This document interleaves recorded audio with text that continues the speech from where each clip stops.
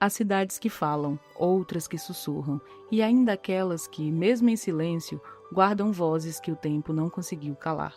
Caxias é uma dessas cidades, que sobrevivem entre muros rachados, entre as vozes dos mais velhos, entre os sons de um tambor distante, entre os esturros dos caretas. No desejo de escutar o que permanece, mesmo quando este deixa de ser visível, seguimos as trilhas desses lugares que insistem em existir, os patrimônios fantasmas, que são uma travessia pela memória de Caxias.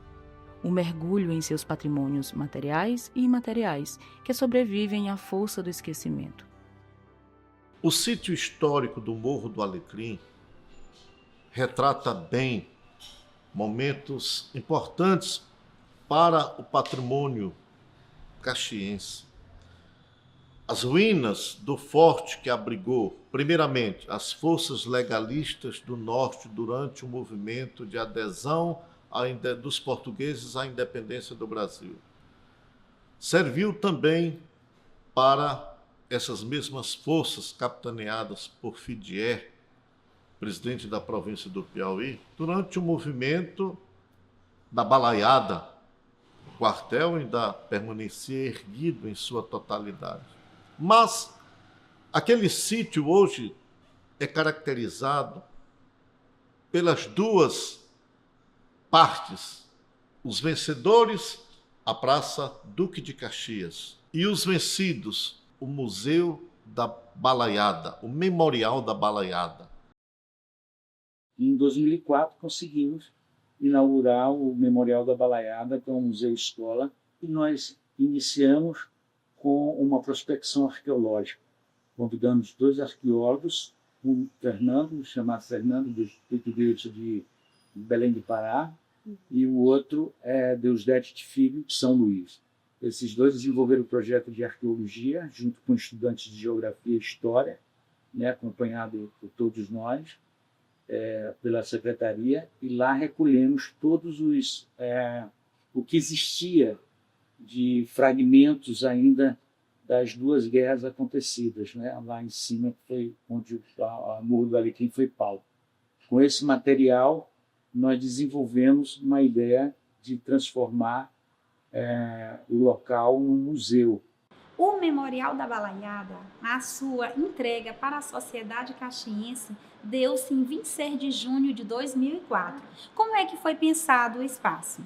Um grupo de professores, dentre eles podemos citar Renato Menezes, Maria Bertolina Costa e outros, preocupados com a questão da guerra que aqui tinha acontecido e não tinha um memorial que resgatasse essa história, que apresentasse para a sociedade, não só caxiense, mas de todo o estado e regiões, a história da balaiada. Então eles começaram a pensar um projeto, mas aí vinha a questão, o que colocar dentro do Memorial da Balaiada para apresentar essa história, apresentando um contexto da cidade de Caxias. Então eles, este grupo de professores, de idealizadores, começaram a ir em busca de materiais do período, de pessoas que pudessem falar dessa história, que tivesse antecedentes, que tivesse participado ou que soubessem da história, e receberam alguns objetos doados. Outros eles adquiriram via compra, mas aí o que foi construído? Nós temos o hall, onde nós temos a maquete. Nós temos vários mostruários que vocês podem observar aqui, onde tem objetos da escavação arqueológica, artefatos da escavação arqueológica, como ossos de pessoas que morreram no período, balas de chumbo, botão da roupa dos soldados da guerra, botões da roupa dos balaios, louças, prego, resto de cachimbo, moedas, anéis, pregos e dormentes da construção do antigo quartel. Entre as pedras e ruínas, vive o passado de uma Caxias que foi centro cultural, econômico, religioso, e cada parede carrega uma marca do tempo, uma ausência, um nome quase esquecido. Esses espaços contam o que os livros às vezes não dizem, que a cidade é feita também do que desaparece. A Delfilândia, ela talvez simbolicamente para o município atual seja uma referência. A referência arquitetônica, pela riqueza de detalhes, mas também pelo aspecto atual de como a gente encara o nosso patrimônio. É uma casa que ela pertenceu ao coronel José Delfino da Silva, e o José Delfino talvez ele seja um desses injustiçados, porque ele vem sendo esquecido ao longo desse tempo, porque também ele foi um irmão de um grande comerciante de Caxias, que foi o Adérico Silva. Então, é como se o irmão tivesse ofuscado, né, o José Delfino, mas o José Delfino tem uma grande importância. Na década de mais ou menos 1930, 40, ele comprou esse terreno e criou uma das referências da arquitetura caxiense. Então, o José Delfino ele construiu uma casa, talvez a pioneira nessa arquitetura, que ela tem os afastamentos, afastamento frontal, os afastamentos laterais. Isso foi uma revolução na época em Caxias, porque Caxias não existia, você fazia mesmo arquitetura influenciada pelo movimento eclético, pela própria arquitetura portuguesa, e pelos movimentos que seguiram, como o neoclássico, o Art Deco, enfim. E ele trouxe essa modernidade para cá, e várias casas, posteriormente, seguiram esse mesmo tipo de construção. Dizem que essa casa ela foi a primeira de Caxias a ter banheiro, porque os banheiros dos antigos casarões eles eram fora, né? Não tinha encanamento na cidade. Então, dizem que essa casa foi a primeira casa de Caxias a ter um banheiro dentro da residência, dentro do imóvel, né?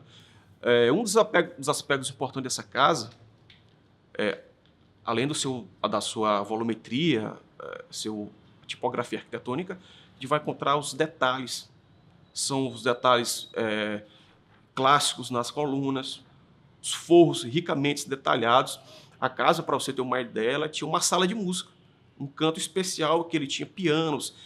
A sociedade Caxias se encontrava aqui nessa residência para curtir sarau, tertúlias, poetas. Então, vários poetas vinham para cá. Então, era uma casa que ela movimentava a sociedade caxiense na década de 40 e 50, que foi quando José Delfino faleceu. Assim que José Delfino faleceu, a viúva dele morou aqui com os filhos, e até mais ou menos em 2010, por volta de 2010, os seus descendentes ainda residiam aqui. Mas devido ao alto custo de manter essa casa, a família acabou escolhendo uma outra casa mais barata para residir, e a casa ela ficou fechada. Como a casa estava abandonada, casa no centro da cidade, algumas famílias começaram a invadir essa casa. Então a casa ela entrou em um rápido processo de deteriorização. Então a prefeitura veio aqui remover essa família, ela entrou em programas sociais, mas a casa atualmente ela encontra em total estado de ruínas. Existe uma lenda em Caxias que diz que quando José Delfino construiu essa casa, a Delfilândia, que era a mais bonita de Caxias, dizem que o Adérico Silva chegou e falou: olha, eu vou construir uma casa mais bonita que a sua. E, de fato, o palacete do Adérico Silva se destaca devido à sua importância, à sua imponência, que foi a maior casa de Caxias. Ele seguiu os aspectos arquitetônicos e os afastamentos, os seus jardins nas laterais, na frente, e o sobrado. O Adérico Silva ele criou o seu império comercial. Ele comprou praticamente um quarteirão que vai da Praça Gonçalves de Zarão Reis, que é o seu armazém Caxias, que ele teve a firma de carro, ele vendia carro, ele criou, trouxe rádio, incentivou a reinstalação da Companhia Telefônica Caxias. Então, ele era um grande incentivador do comércio local. Ele não se privou apenas ao seu comércio, ele incentivava a cidade a se desenvolver. Ele construiu a sua casa chamada de Palacete Castelo. Tá? Foi no ano de 1952, no 18º aniversário de casamento do Adérico Silva com a sua esposa Inês Silva. Ele inaugurou a casa no começo de janeiro de 1952. Com piscina, inclusive. Foi a primeira casa a ter piscina em Caxias. Então, para você ver. E a casa totalmente iluminada. Caxias mal tinha iluminação na rua e a casa dele totalmente iluminada. Então, uma casa arquitetonicamente imponente e importante para a arquitetura de Caxias. Suas ruas antigas, casarões, praças e ruínas são como páginas de um livro rasurado, em que cada fresta de parede, cada telha quebrada, carrega um pedaço da história de um povo que aprendeu a resistir. No contexto de produção, Caxias também tem ainda 2 monumentos arquitetônicos que caracterizam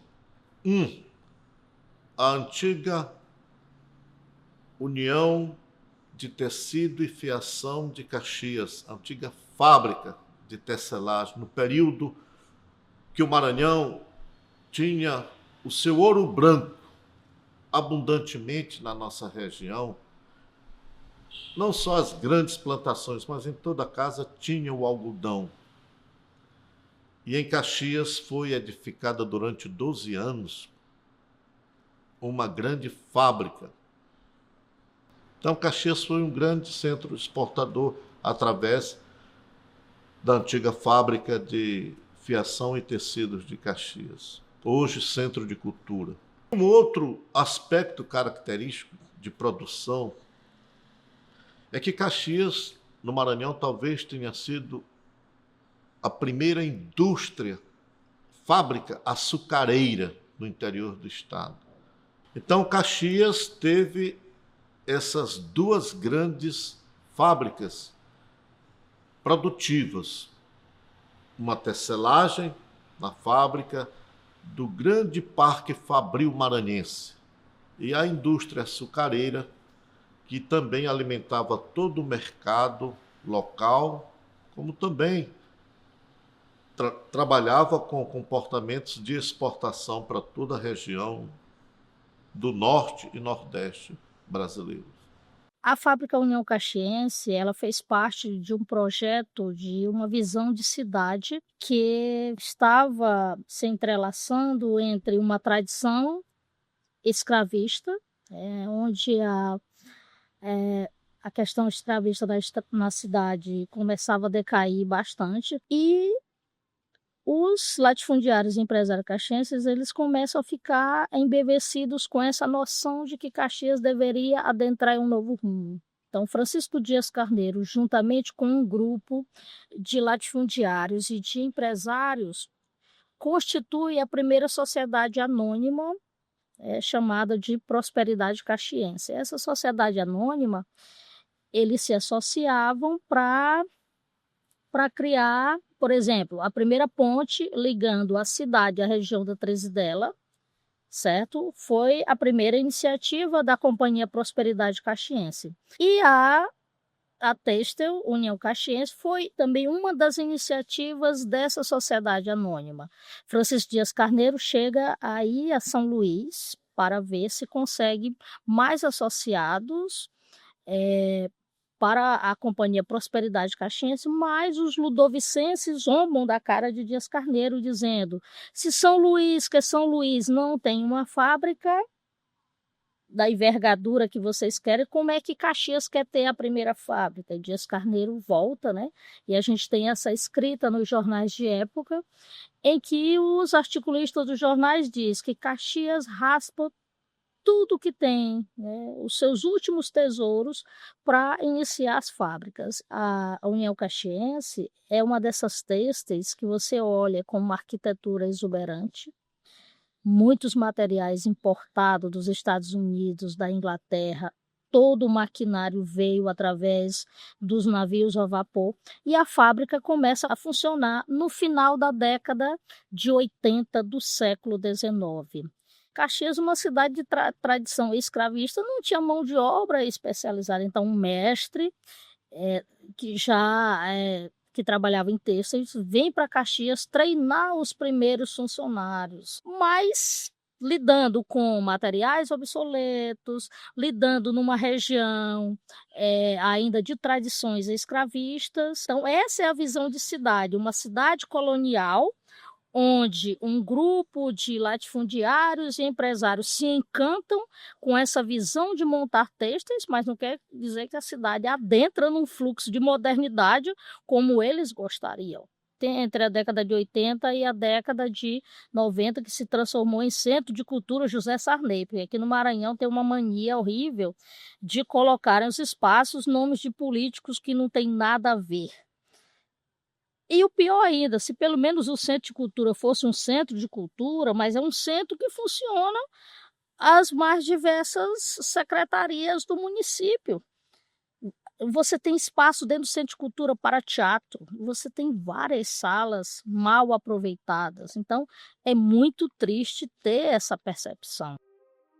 Em uma coleção antiga de itens preciosos, localizamos ainda em Caxias as fábricas, a ponte de madeira, as usinas de Pilar, Arroz e Babaçu, as embarcações que cruzavam o rio, o Teatro Fênix em seus dias de brilho, as casas dos poetas Gonçalves Dias e Coelho Neto, os balneários de Maria do Rosário, da Passagem, de Veneza, o Pontão, o Cassino Caxiense.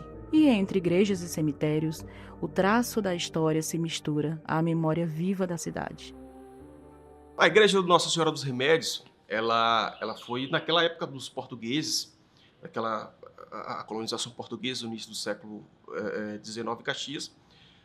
Como a Nossa Senhora dos Remédios era padroeira do comércio dos portugueses, um português que morava em Caxias solicitou então ao bispado erguer uma capela dedicada a essa santa. Então, em 1817, foi que ele conseguiu uma autorização. Então, um terreno mais elevado, próximo ali ao Morro das Tabocas, hoje Morro do Alecrim, foi erguido então essa capela dedicada a Nossa Senhora dos Remédios. Então, em 2017, a Igreja dos Remédios fez 200 anos de história. Então, a capela da Nossa Senhora dos Remédios era o local em que a Câmara Municipal, composta por portugueses, se reunia constantemente para organizar a luta dos portugueses na defesa, né? Então, desde da sua fundação, a igreja já tem uma importância histórica para o município de Caxias. Posteriormente, na época da Balaiada, a igreja também serviu de local para guardar a pólvora do Exército Defensor da cidade. Então, nesses dois momentos importantes da história de Caxias, a luta pela independência e a Balaiada, a igreja Nossa Senhora dos Remédios, ela tem essa ligação, né, nesses dois fatos históricos.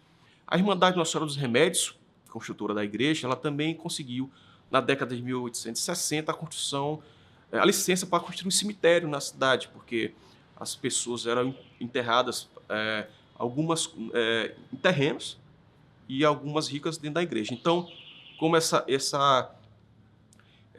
aspecto de enterrar pessoas dentro da igreja foi proibida pelo Império, a Irmandade resolveu, então, criar seu cemitério. Então, em 1860, 62, se eu não me engano, teve início a construção do Cemitério dos Remédios. A sua capela, ela se mantém no seu formato original, inclusive com piso de barro.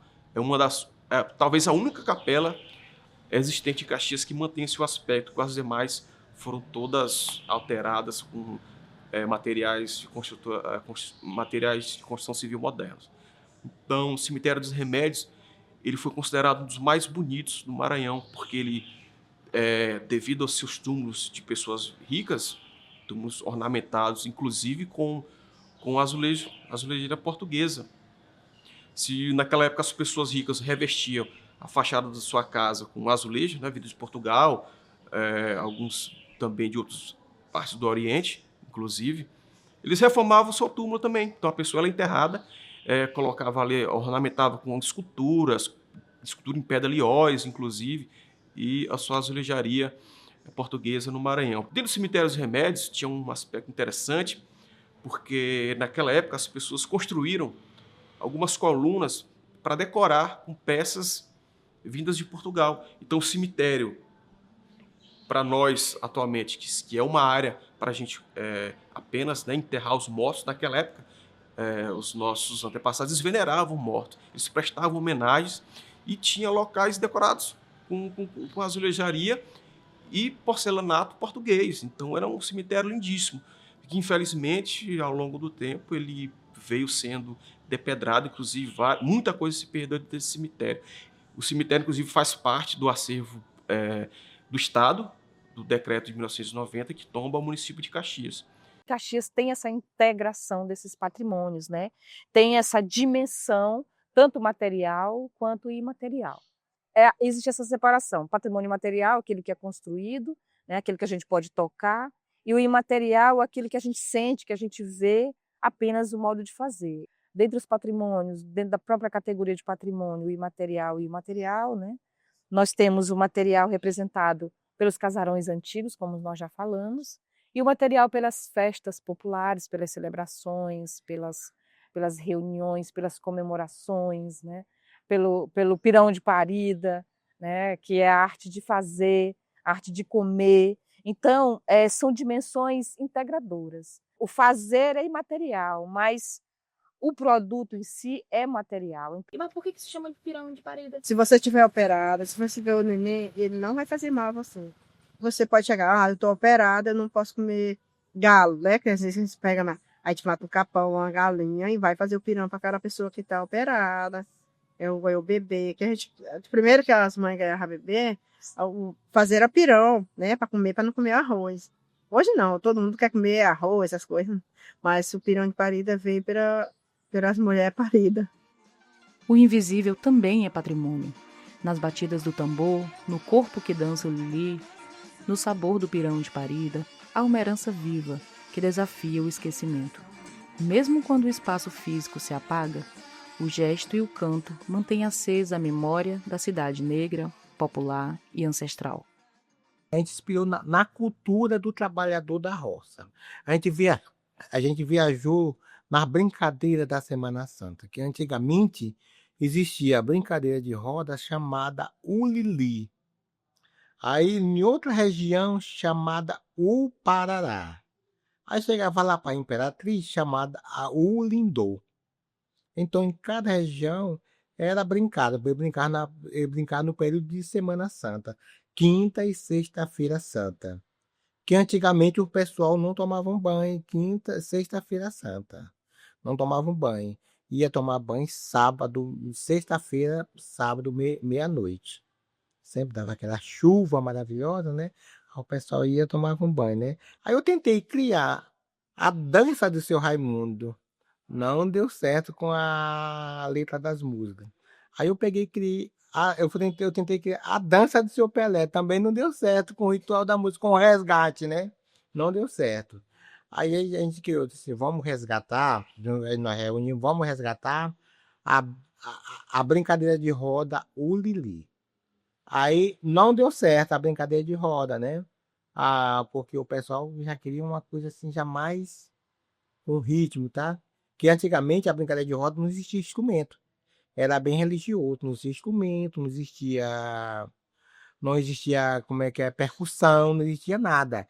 Era só no pé e a pessoa cantando, lançando o verso um para o outro respondendo. Que a gente resgatou também algumas músicas antigas, que é em memória, quem cantou ninguém conhece, né? A gente resgatou essas músicas, já estão tudo em memória antiga. A gente resgatou, a gente criou algumas músicas também. A gente criou algumas músicas para não deixar morrer aquele nome tradicional. E hoje a gente preserva ainda aquela tradição antiga, que é as 5 músicas do Lili que a gente colocou na brincadeira de roda. E resgatamos e criamos mais outras. A data foi no dia 3 de maio de 1984. 85. Então, a data que a gente criou essa dança no dia 3 de maio de 1985, no bairro Siriema, na rua 31 de março. A gente deixou de trabalhar a brincadeira de roda para transformar essa brincadeira de roda em dança do Lili e companhia expressão folclórica.